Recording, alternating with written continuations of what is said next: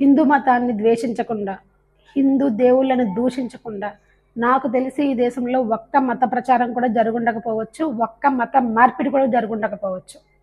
మొన్న నాకు అతను ఏమంటాడు, మీకు ఎందుకు అంతమంది దేవుళ్ళు ఉన్నారు, నిజమైన దేవుడు ఒకడే ఉండాలి కదా, నీకు ఎంతమంది తండ్రులు అని అడిగితే బాగుంటుందా అని. నీకెంతమంది తండ్రులు నాకు తెలియదు, కానీ మాకైతే ఒక్కడే తండ్రి. మాకు తల్లి కూడా ఉన్నారు, మీకు తల్లి లేకపోతే అది నీ కర్మ. మనిషి జన్మే కాదు, చిన్న సూక్ష్మజీవి జన్మ ఎత్తినా సరే మా ప్రతి జన్మలోనూ కూడా ఆది దంపతులైన శివపార్వతులే మా తల్లిదండ్రులు. జగద్గురువు శ్రీకృష్ణ పరమాత్మనే. మేము మొదటగా పూజ చేయాల్సింది విఘ్నేశ్వరుడికే. ఎందుకంటే మా తండ్రి చెప్పింది మాకు అదే. నాతో సమానంగా నువ్వు పూజలు అందుకుంటావు అని విష్ణుమూర్తికి వరం ఇచ్చాడు ఆయన. ఆయన మాట మేము నెరవేర్చాలి కాబట్టి మేము పూజ చేస్తాం, సమానంగా పూజ చేస్తాం ఇద్దరికి. ఫస్ట్ పూజ విఘ్నేశ్వరుడికే, ఎందుకంటే ఆ వరం కూడా శివయ్య ఇచ్చారు కాబట్టి.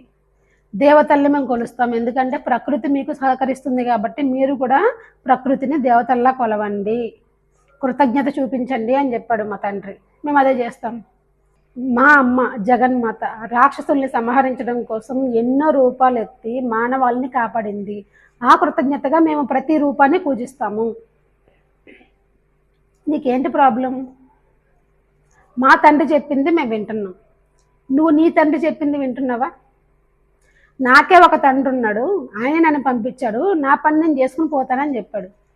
నువ్వు అసలు తండ్రిని వదిలేసి ఇతన్నే తండ్రి అంటావు. నువ్వెందుకు వేరే వాళ్ళని అనడం అవసరమా చెప్పు? మీకే ఒక క్లారిటీ ఉండదు, మేము చాలా క్లారిటీగా ఉన్నాం. మాకు దేవుడు ఒక్కడే, దేవతలు చాలామంది ఉన్నారు, ఎందుకంటే మాకు కృతజ్ఞత ఉంది. మీకు మీ దేవుడిని మొక్కినప్పుడు దేవదత వచ్చి అది చేసింది ఇది చేసింది అని చాలా సాక్ష్యాలు చెప్పుకుంటారు కదా. మీకు దేవదతలు ఉన్నారు, మాకు దేవతలు ఉన్నారు, తప్పే ఉన్నది అందులో? అంటే మీరంటే దేవదతలతో పని చేయించుకుని వదిలేస్తారు అనుకో, వాళ్ళ గురించి మళ్ళీ ఎత్తరు. మీకు కృతజ్ఞత లేదు కాబట్టి, మాకు ఉన్నది కాబట్టి మేము పూజిస్తాం, గౌరవిస్తాం. క్లారిటీ వచ్చింది కదా.